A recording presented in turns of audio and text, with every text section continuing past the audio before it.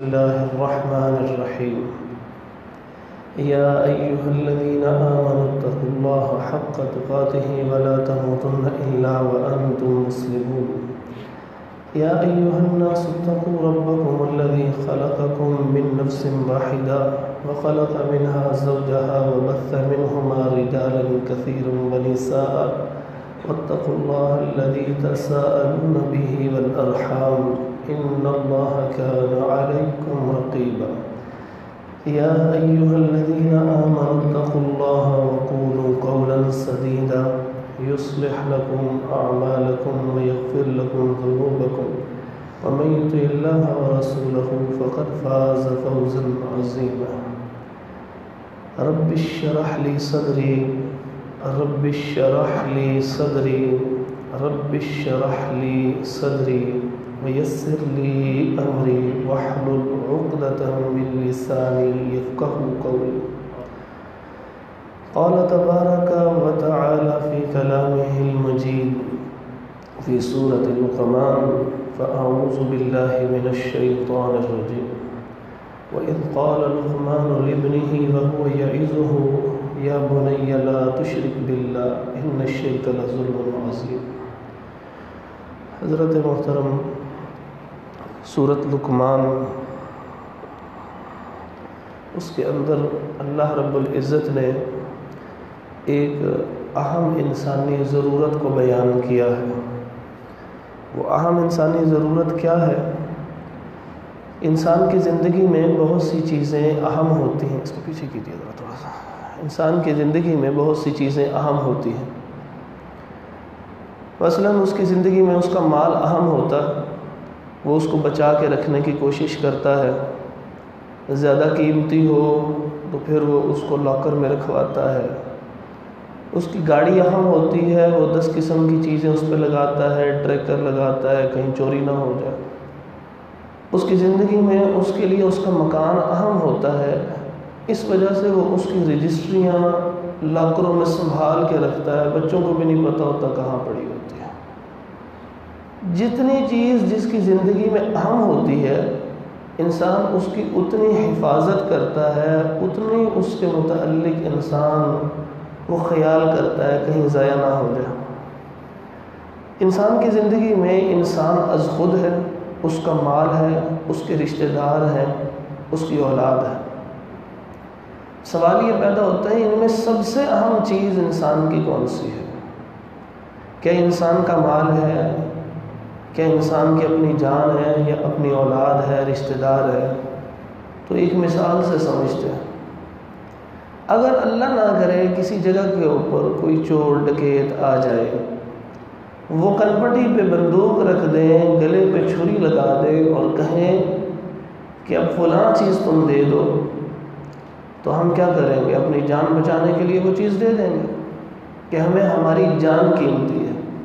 یعنی معلوم ہوا کہ جب جان اور اپنے مال کا تقابل ہوا تو ہمیں ہماری جان زیادہ قیمتی ہے۔ کہتے ہیں جان ہے تو جہان ہے۔ لیکن جس وقت کوئی ایسی چیز ہو کہ جس میں انسان کی اولاد یا وہ بچ سک رہا ہو تو انسان اپنے آپ کو مشکل میں ڈال کے اولاد کو بچا لیتا ہے۔ تو انسان کی اولاد اس سے زیادہ قیمتی ہے، یہ اس کا مستقبل ہے۔ اللہ تبارک و تعالیٰ نے بھی قرآن مجید کے اندر اور محمد رسول اللہ صلی اللہ علیہ وسلم نے اپنے فرامین میں اولادوں کے حوالے سے ماں باپ کو کچھ نصیحتیں کی ہیں۔ ایک شخصیت گزری جن کے نام پر قرآن مجید کی ایک مکمل سورت بھی موجود ہے، سورۃ لقمان علیہ السلام۔ اللہ تعالیٰ نے ان کی وہ نصیحتیں کہ جو انہوں نے تنہائی میں بیٹھ کے اپنے بیٹے سے کی تھیں، اب وہاں پر کون ہوگا اس وقت؟ لقمان علیہ السلام ہوں گے اور ان کا بیٹا ہوگا۔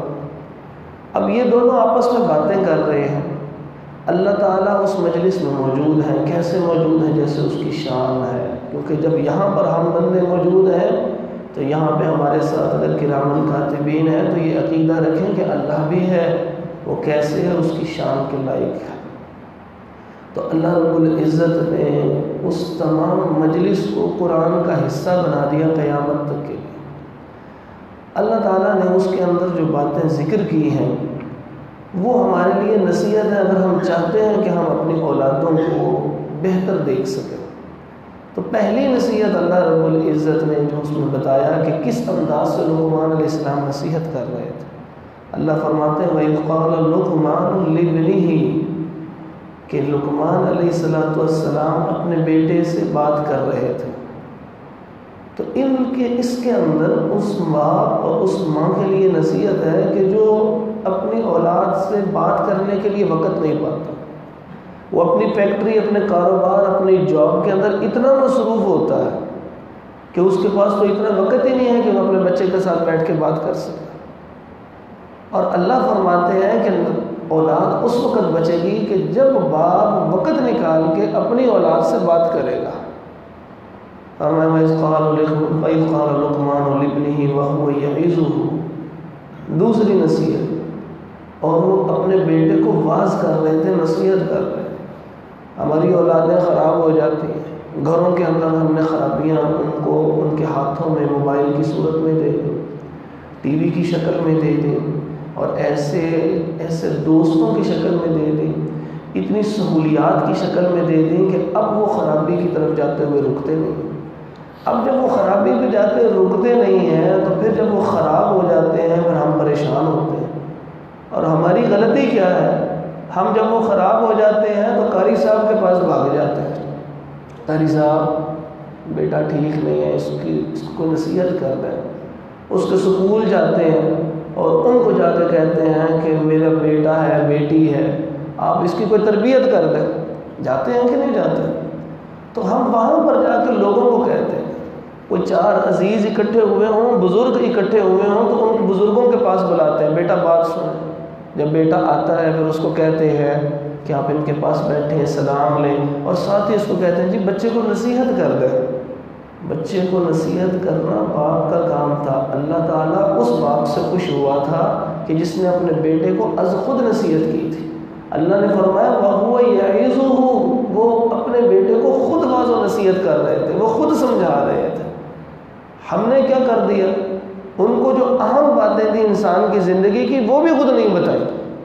ان کو بتانے کے لیے بھی اس کے پاس دو قسم کی جگہیں ہیں، ایک اس کے دوست ہیں جن کو خود سمجھ نہیں آتی، اور ایک وہ افراد ہے کہ جو نیٹ کے ذریعے ہمارے گھروں میں داخل ہو جاتے ہیں۔ بچے کو معلوم نہیں ہے غسل کا طریقہ کیسے ہے، بچے کو معلوم نہیں ہے کہ وضو کیسے کرنا ہے، بچے کو معلوم نہیں ہے کہ کس وقت نماز کے لیے کیا رکعتیں ادا کرنی ہیں، اس کو معلوم نہیں ہے کہ اخلاقیات کیا ہیں۔ جن چیزوں کا معلوم نہیں ہوتا وہ کیا کرتا ہے؟ وہ نیٹ کے اوپر لکھتا ہے، جو سرچ میں سامنے چیزیں آتی ہیں اس کو کلک کرتا ہے، وہ ویڈیوز دیکھتا ہے، وہ آرٹیکل پڑھتا ہے، پھر اس کا ذہن بن جاتا ہے، اور ایسا شدید ذہن بنتا ہے کہ اب اس کے بعد لاکھ اس کو سمجھاؤ اس کو سمجھ نہیں آتی۔ وہ باپ کو دقیانوس سمجھ رہا ہوتا ہے اور ماں کو کم عقل سمجھ رہا ہوتا ہے، زبان سے کہے نہ کہے لیکن اپنے عمل سے ظاہر کر رہا ہوتا ہے ابا جی تانوں نہیں جے پتا، آپ کو نہیں پتا۔ اور اس کے اندر نقصان کس کا ہو؟ سبب کون بنا؟ اس کا سبب سب سے زیادہ اس کا باپ اور اس کی ماں بنے، جو سکون سے بیٹھ کے اس کو نصیحت نہیں کر سکے، جو اس کو بتا نہیں سکے۔ رسول اللہ صلی اللہ علیہ وسلم ایک جگہ بیٹھے ہوئے، آپ صلی اللہ علیہ وسلم کے ساتھ صحابہ کرام رضی اللہ عنہم بھی موجود ہیں، آپ صلی اللہ علیہ وسلم کے ساتھ چھوٹے بچے بھی موجود ہوا کرتے تھے۔ کھانا سامنے آیا، ایک بچے نے جلدی سے اپنی پسند کی چیز کے لیے ہاتھ آگے گھمانا شروع کر دیا تو آپ صلی اللہ علیہ وسلم نے اس کو روک دیا، کہنے لگے یا غلام سم اللہ، بسم اللہ پڑھ لے، کل مما یلیک آگے سے کھاتے ہیں، کل بیمینک دائیں ہاتھ سے کھاتے ہیں۔ آپ صلی اللہ علیہ وسلم نے خود نصیحت کرنی شروع کر دی، یہ نہیں کیا کہ کسی اور کو کہیں ہو۔ صحابہ یہ نہیں کرتے تھے کہ بچے کی خرابی دیکھتے ہوں تو وہ دوسروں کے پاس چلے جائیں، جناب آپ نصیحت کریں، مستقبل میرا ہے، اولاد میری ہے، یہ میرا مستقبل تھا، یہ میری ذمہ داری تھی، صرف ان کو کھلانا پلانا میری ذمہ داری نہیں تھی، اپنی اولاد کی تربیت بھی میری ذمہ داری تھی۔ اللہ فرماتے ہیں وَهُوَ يَعِظُهُ، وہ اپنے بیٹے کو نصیحت کر رہے تھے، اور نصیحتوں کا آغاز کس جملے سے کیا؟ فرمایا لا تشرک باللہ، شرک نہیں کرنا۔ اب شرک سے پہلے 3 باتیں گزریں. ایک میں نے آپ کو ذکر کیا کہ زندگیوں کے اندر بنا لیں اگر آپ چاہتے ہیں کہ آپ کی اولاد آپ کے پاس بیٹھے. یہ جتنے بزرگ ہو جاتے ہیں آپ کو معلوم ہے سب سے مشقت والی چیز بزرگوں کے لیے کون سی ہوتی ہے؟ سب سے مشقت والی چیز ان کے جسمانی تکلیف بھی نہیں ان کے لیے ہوتی. مال کم ہو یہ بھی ان کے لیے تکلیف دہ چیز نہیں ہوتی. سب سے مشقت والی چیز آپ بزرگوں سے پوچھ کے دیکھیے وہ یہ کہتے ہیں میرا بیٹا مجھے ٹائم نہیں دیتا, میرے کول نہیں بیٹھا. کیسے بیٹھے؟ جس وقت وہ جوان تھا بیٹے نے دیکھا کہ یہ خود اپنے باپ کے پاس اتنی دیر نہیں بیٹھتا اور یہ میرے پاس خود اتنی دیر نہیں بیٹھا, تو پھر وہ کیسے بیٹھے؟ اس کی تو تربیت ہو گئی اپنے بچے کے ساتھ بیٹھنا. نبی پاک صلی اللہ علیہ وآلہ وسلم کا کیا کردار ہوتا تھا؟ اتنی محبت. اللہ تعالیٰ یہاں بھی فرماتے ہیں لقمان علیہ السلام کہنے لگے یا بنیا, اے میرے پیارے بیٹے. نصیحت کا انداز کیا ہے؟ محبت بھرا انداز ہے. اپنی اولاد کو مخاطب کرنے کا تیسری نصیحت اس میں یہ تھی کہ مخاطب کرنے کا انداز اچھا.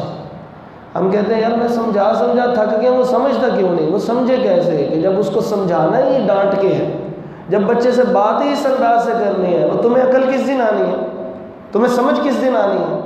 یہ وہ زندگی کے رویے ہیں, وہ تلخ جملے ہیں جو ہم اپنے بچوں کے وائٹ بورڈ پہ لکھ رہے ہیں اور ہمیں کچھ پتہ نہیں ہے. جب یہ بڑا ہوگا تو اس کے پر سب کچھ یہی لکھا ہوگا. اس نے اس میموری سے نکال کے دیکھنا ہے باپ کیسے مخاطب ہوتا تھا. اب وہ جب بڑا ہوگا قوت والا ہوگا وہ کیا کہے گا؟ ابا جی آپ کو فیشن کا نہیں پتا, ابھی اس کے جملے نرم ہوں گے. لیکن جس وقت وہ یا بنیا پہ عمل کرے گا, اے میرے پیارے بیٹے کی طرح, باپ اپنی اولاد کو بڑی محبت اور پیار سے بلا رہا ہوگا, تو اس وقت کیا ہوگا؟ اس کے ذہن میں یہ بات رہ جائے گی کہ باپ ہمیشہ پیار سے بلایا کرتا تھا. اس کی تربیت ہو جائے گی. تو نبی پاک صلی اللہ علیہ وآلہ وسلم نے اپنی اولاد یعنی حسن و حسین رضی اللہ عنہما سے کس انداز سے رویہ اختیار کیا, کتنی محبت کی. کیا وہ ڈانٹتے رہتے تھے؟ ایسا قتل نہیں تھا. نبی پاک صلی اللہ علیہ وسلم کی بات آپ نے مشہور سنی ہے کہ جس وقت آپ صلی اللہ علیہ وآلہ وسلم سجدے میں گئے تو اس وقت نواسا آپ کی پشت کے اوپر بیٹھ گیا. اب جب وہ پشت کے اوپر بیٹھتا ہے, کیا ہم میں سے کوئی ایسا بندہ ہے کہ جو اپنی اولاد کو اتنا زیادہ, کیا ہم میں سے کوئی ایسا بندہ ہے کہ اپنی اولاد کو اتنی عافیت دے, اتنا اس کو حوصلہ دے دے کہ بیٹا جس وقت میں سجدے میں جاؤں تو تم میری پشت پہ بیٹھ جانا؟ ہماری ماؤں نے بھی عجیب و غریب کام کرنے شروع کر دیے کہ جس وقت باپ آنے والا ہوتا ہے تو اس کو ڈرانا شروع کر دیتے ہیں. آ جائے تمہارا باپ, بتا دوں گی میں اس کو جو کچھ کر رہے ہیں, ابھی میں ٹیلی فون کر کے بتا دیتی ہوں. یہ کیا باتیں ہیں؟ یہ باپ سے نفرت دلانے والی بات ہے. تو جب باپ سے نفرت دلانی شروع کر دی جائے گی تو وہ عمل کیا کرے گا؟ کچھ بھی عمل نہیں کرے گا. نبی پاک صلی اللہ علیہ وسلم کا کتنا حوصلہ تھا, کتنے خوبصورت تھے, کتنی وجیح تھے. جس وقت گھر میں داخل ہو رہے ہیں اور حسن و حسین رضی اللہ عنہ بھاگ کے ان کو پکڑ رہے ہیں, کیا اتنا حوصلہ دیا ہم نے اپنی اولاد کو؟ ہم میں تو جو جتنا زیادہ باروب ہوتا چلا جاتا ہے, جتنا زیادہ معاشرے میں اس کی عزت بڑھتی چلی جاتی ہے, جب وہاں پر جب لوگوں کے پاس جاتا ہے وہ سلامیں پیش کرتے ہیں, وہ ایک ایسی عادت ان کے اوپر سوار ہو جاتی ہے. جب وہ گھر کے اندر داخل ہوتے ہیں تو وہ جیسے ہی داخل ہوتے ہیں تو ان کی حالت یہ ہوتی ہے کہ ان کا خیال ہوتا ہے کہ میرے گلاس سے میں کسی کا جھوٹا پانی تک نہ پیوں. یہ والد صاحب کا گلاس ہے جی, یہ والد صاحب کی سیٹ ہے, اس پہ کوئی اور بیٹھ نہیں سکتا. ادب ہونا ایک الگ بات ہے. ہم نے ادب نہیں سکھایا, ہم نے اس کو ڈر ڈالا. تو جس وقت ڈر ڈالے گا تو باپ اور بیٹے کے درمیان دوستی کا رشتہ ختم ہو جائے. اب وہ کس کے پاس جائے گا؟ اب وہ اپنے دوستوں کے پاس جائے گا. اب وہ ان کے پاس جائے گا کہ جو اس کی عزت کرتے ہیں. اب وہ ان کے پاس نہیں جائے گا جو اس کو ڈانٹتے رہتے ہیں. اسلام نے ہمیں ڈانٹنا نہیں سکھایا. ادب سکھانے کے لیے کسی وقت کوئی ڈانٹنا الگ بات ہے, مگر نبی پاک صلی اللہ علیہ وسلم نے تو اپنے کبھی غلام کو بھی نہیں ڈانٹا تھا. انس رضی اللہ عنہ کیا کہتے ہیں, چھوٹے سے بچے نبی پاک صلی اللہ علیہ وسلم کے بعد فرمانے لگے, خدمت النبی صلی اللہ علیہ وآلہ وسلم 10 سنین, میں نے 10 سال رسول اللہ صلی اللہ علیہ وسلم کی خدمت کی ہے، 10 سال خدمت کی ہے۔ وَلَا قَالَ لِي اُف، آپ صلی اللہ علیہ وسلم نے مجھ غلام کو کبھی اف تک نہیں کہا۔ اور اف کہنے سے کس کو منع ہے کہ کس کو نہیں کہنا؟ ماں باپ کو نہیں کہنا۔ آپ صلی اللہ علیہ وسلم غلام کو اف تک نہیں کہہ رہے اور گواہی خود نہیں دے رہے۔ ہم تو خود کہتے ہیں پوچھ لیں ان سے، کبھی میں نے ان کو کچھ نہیں کہا۔ بات اس وقت بنتی ہے جب اولاد اور غلام اور دوست سب کہیں کہ جناب میں خود گواہی دیتا ہوں، آپ کو کہنے کی کیا ضرورت ہے؟ جب ان کو بلوانا پڑے اس کا مطلب درجہ کم ہے، جب وہ خود بول کے کرے تو اس وقت احساس ہوتا ہے کہ اس نے کتنی خوبصورت ان کے ساتھ سلوک کیا۔ فرمایا انس رضی اللہ عنہ کہتے ہیں مجھے کبھی 10 سال میں اف نہیں کہا، کبھی مجھے یہ نہیں کہا لما فعلتا، آپ نے یہ کام کیوں کیا۔ باپ اپنے بیٹوں کو، ماں اپنی بیٹیوں کو چھوٹی چھوٹی بات پہ ادب سکھانے کے لیے سخت اور درست انداز میں ٹوکتے ہیں۔ ازراہ کرم یہ رسول اللہ صلی اللہ علیہ وسلم کا اسلوب نہیں ہے، اس سے ہمیں بچنا پڑے گا۔ ہم ان کو سکھانے کے لیے کسی وقت لگانی شروع کر دیتے ہیں، اتنی بلند آواز سے بولتے ہیں۔ ایک باپ میرے پاس آیا جمعے کے بعد، کہنے لگا جی میرا بیٹا بڑا اونچی بولتا ہے، بڑا ہی، میں اس کو سمجھا تھک گیا، وہ سمجھتا ہی نہیں ہے، کیا کروں ہم؟ میں نے کہا آپ تو نہیں اس سے تلخ بولتے؟ کہنے لگا میں کبھی بھی تلخ نہیں بولا اس سے۔ تو میں نے کہا آپ یہ بتائیے کیا آپ گھر میں کسی وقت اونچا بولتے؟ کہتے ہیں ہاں جی بولتا ہوں، انسان ہے بول لیتا ہوں۔ میں نے کہا کہ آپ اس کو 10,000 مرتبہ سمجھائیں گے، اس نے دیکھ کے سیکھنا ہے۔ بچے ہمیشہ کاپی کرتے ہیں۔ باپ جب اس وقت ٹیلی فون کے اوپر اونچی آواز سے اپنے کسی ایسے کاریگر کے ساتھ بات کر رہا ہے جو اس کو اس کے وقت پہ چیز نہیں دیتا، تو بیٹے نے کیا کرنا ہے؟ بیٹے کو سمجھ لگ جانی ہے کہ جب غصہ چڑھتا ہے تو اس لہجے میں بات کیا کر۔ تو یہ تربیت نہیں کر رہے۔ اگر ہم چاہتے ہیں ہماری نسلیں سنور جائیں، اگر ہم چاہتے ہیں کہ ہماری نسلیں موبائل کی جان چھوڑ کے ہمارے ساتھ بیٹھا کرے، تو ہمیں ان کو عزت دینی پڑے گی، وہ محبت اور تقریم دینی پڑے گی۔ پھر اس کے بعد ان کو رب کا تعارف کروانا پڑے گا، جیسے کہ لقمان علیہ السلام نے کیا تھا کہ اپنے بیٹے کو تعارف کرواتے ہوئے اللہ کا کہا کہ اے میرے پیارے بیٹے، اگر کوئی عمل تم کرو وہ عمل خواہ ایک رائی کے دانے کے برابر بھی کیوں نہ ہو، اگر وہ تم عمل کرو گے تو اللہ رب العزت اتنی طاقت رکھتے ہیں، نیکی کرو گے تب بھی، برائی کرو گے تب بھی، اکیلے موبائل پہ بیٹھ کے کوئی چیز دیکھ رہے ہوگے، جس وقت کوئی آتا ہے تو اس کی سکرین کو چینج کر دیتے ہو، ہسٹری کو ڈیلیٹ کر دیتے ہو، کیا سمجھتے ہو اللہ رب العزت کو علم نہیں ہو رہا؟ یہ اس کی تربیت کرے۔ آپ ہر وقت اس کا موبائل چیک نہیں کر سکتے، ہر وقت اس کے دوستوں کے ساتھ جس وقت وہ پھر رہا ہوتا ہے آپ اس کے ساتھ نہیں جا سکتے، آپ اس کو اللہ کا بس تعارف کروا دیں، اے میرے پیارے بیٹے اللہ تعالیٰ دیکھ رہا ہے، کوئی نیکی کرو گے کوئی برائی کرو گے، یأتی بہا اللہ، آسمانوں میں ہو زمین میں ہو کسی پتھر کے اندر قید ہو جائے، اللہ رب العزت قیامت کے دن اس کو لے آئے گا۔ یہ تعارف جب اس کے ذہن میں بیٹھ جائے گا، آپ اس کے ساتھ نہ بھی ہوں گے وہ کبھی برائی کی طرف نہیں جائے گا۔ اس کے ذہن میں یہ بات بیٹھ جائے گی کہ نہیں باپ تو نہیں ہے، اماں تو نہیں ہے، بڑا بھائی تو نہیں ہے جس نے ڈانٹنا تھا، یہ کام کیوں کر رہے ہو؟ سگریٹ پیتے ہوئے وہ 10 دفعہ سوچے گا۔ اچھا بھلا دینی خاندان ہے، بچے کے چہرے کے اوپر داڑھی نہیں ہے، ایسے ہوتا ہے کہ نہیں ہوتا؟ اچھا بھلا دینی خاندان ہے، بچہ نماز نہیں پڑھتا، اس کے اسباب کو بھی سوچے ہم نے؟ ہم ساری دنیا کو نصیحتیں کرتے ہیں، ساری دنیا کے اوپر دین نافذ کرنے کے لیے تک و دو کر رہے ہوتے ہیں، کبھی ہم نے خود دیکھا کہ ہماری اپنی اولادوں کا کیا حال ہے؟ کیا کبھی ہم نے خود دیکھا کہ ہماری اولادیں جو ہیں وہ ان کی سوسائٹی کیسی ہے، ان کے دوست احباب کیسے ہیں؟ اگر ہم چاہتے ہیں کہ وہ اولادیں اسی طرح فرما بردار ہوں اللہ تعالیٰ کی بھی، اور ایک معاشرے کے اندر ایک اچھے فرد کی طرح رہے، تو ہمیں چاہیے کہ ہم پہلی بات میں نے عرض کی ان سے بات خود کرے، نصیحت ان کو خود کرے۔ نمبر 3 ان کے ساتھ ان کو بولنے کا، ان کو بلانے کا انداز اتنا میٹھا اور پیارا ہو کہ جو سنت رسول صلی اللہ علیہ وسلم کے عین مطابق ہو، اتنا ان کو حوصلہ دیا ہو کہ جو دل میں بات آئے وہ ان کو کر سکے، اپنے باپ سے پوچھ سکے۔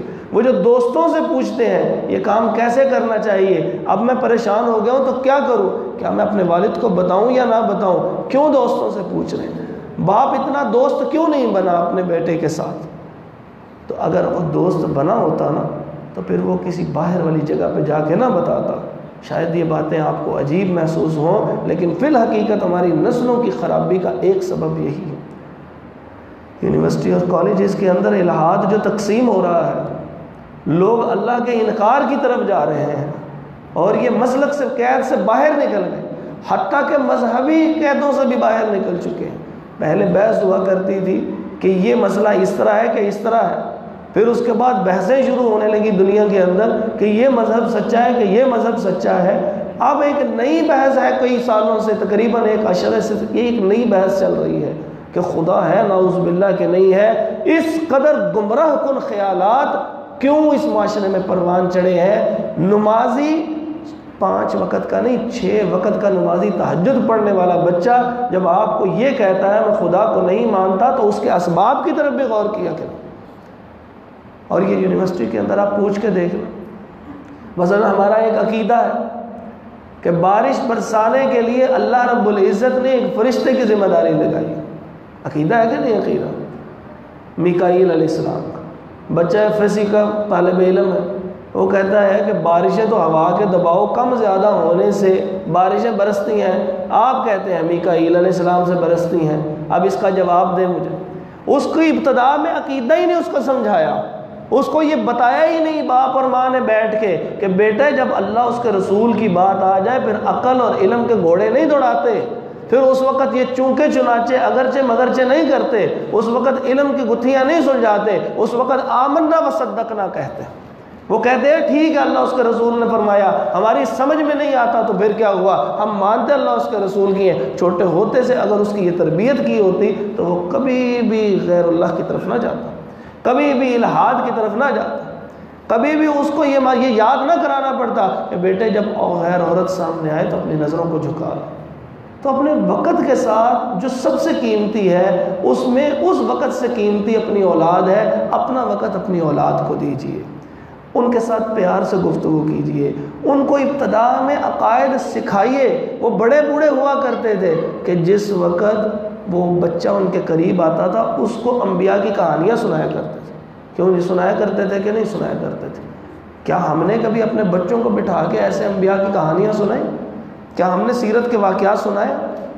ہم نے جب ان سے گفتگو کی ان کو خشک کہانی سنائی۔ آخری بات کر رہا ہوں، ذرا توجہ سے سماعت کیجیے گا۔ ہم نے جب اپنی اولاد سے بات کی ہے، ہم نے ان کو خشک نصیحتیں کی ہے، بیٹا یہ کام نہیں کرتے، یوں نہ کیا کرو، مہمان آتا ہے تو اس انداز سے کیا کرو، یہ کام کیا کرو۔ کیا قرآن کا یہ اسلوب دعوت تھا؟ قطعاً نہیں، قرآن کا یہ اسلوب دعوت نہیں تھا۔ قرآن مجید کے اندر 15 سپاروں سے زائد صرف اور صرف واقعات ہیں، 15 پاروں سے زیادہ۔ اگر آپ واقعات کو اکٹھا کر لیں تو آدھے قرآن میں واقعات ہی واقعات، کیونکہ انسانوں کی تربیت واقعات سے ہوتی ہے۔ انسان شخصیتوں کو آئیڈلائز کرتے ہیں، انسان تصور کرتے ہیں کہ کس شخصیت جیسا بننا ہے۔ آپ لاکھ اس کو کہیں یہ کرنا ہے یہ نہیں کرنا، اس کے اوپر اثر نہیں پڑے گا۔ جو باپ کو کرتا دیکھے گا وہ کرے گا۔ باپ سگریٹ لگایا ہوا ہے، وہ پینسل کو منہ میں ڈالنے کی کوشش کرے گا۔ باپ اگر تھوڑا سا اونچی بولتا ہے اکیلے میں، وہ اس سے زیادہ اونچی بولنے کی کوشش کرے گا۔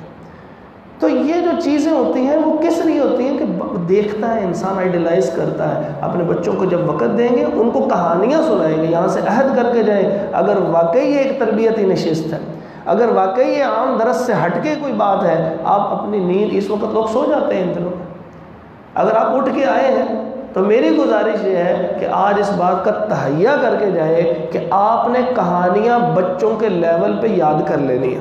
کون سی کہانیاں؟ یوسف علیہ السلام کی کہانی، کون سی؟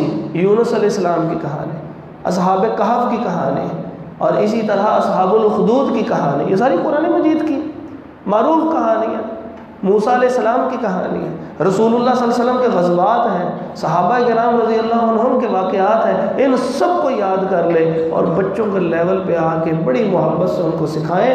ان کے ذہنوں کے اندر وہ بات راسخ ہو جائے گی۔ بڑے جب ہوں گے آپ کو وقت بھی دیں گے، آپ سے پیار بھی کریں گے، آپ کے ناز نخرے بھی اٹھائیں گے، معاشرے کے اندر ایک اچھے فرد کی حیثیت سے بھی رہیں گے، اور آخری بات اپنے اللہ کو کبھی وہ فراموش نہیں کریں گے، کیونکہ ان تمام کہانیوں کے اندر جو اللہ نے سچے واقعات ذکر کیے ہیں اس میں ہر ایک کے اندر یہ تصور دیا گیا ہے کہ اللہ انسان کے کام آنے والا ہے، وہ خالق اور مالک ہے، وہی رازق ہے، اس کو یہ بتانا نہیں پڑے گا بیٹا درباروں پہ نہیں جانا، فلاں جگہ پہ نہیں جانا، اس کو معلوم ہوگا کہ میں نے دعا کے اندر وسیلے نہیں لگانے، کیونکہ اس نے جب کہانی میں سنا ہوگا آپ نے اس کو بتایا موسیٰ علیہ السلام نے اللہ تعالیٰ سے مانگا، ابراہیم علیہ السلام نے اللہ تعالیٰ سے مانگا، یونس علیہ السلام نے اللہ تعالیٰ سے مانگا، فلاں بندے نے اللہ سے مانگا، وہ براہ راست اللہ سے مانگنے والا ہوگا، وہ صبح و شام اللہ کا ذکر کرنے والا ہوگا۔ اللہ رب العزت سے دعا ہے کہ ہم اپنی قیمتی ترین متاع اور سب سے بڑی ذمہ داری اپنی اولاد کو انفسکم و اہلیکم نارا، اس کے بعد باقی لوگ آتے ہیں، اللہ ہمیں اپنی اولادوں کی اس منہج پہ تربیت کی توفیق عطا فرمائے، اس طریقے سے توفیق عطا فرمائے کہ جو طریقہ نبوی طریقہ ہے، اللہ ہم سے راضی ہو جائے۔ اقول قولی ھذا استغفر اللہ لی ولکم ولجمیع المسلمین۔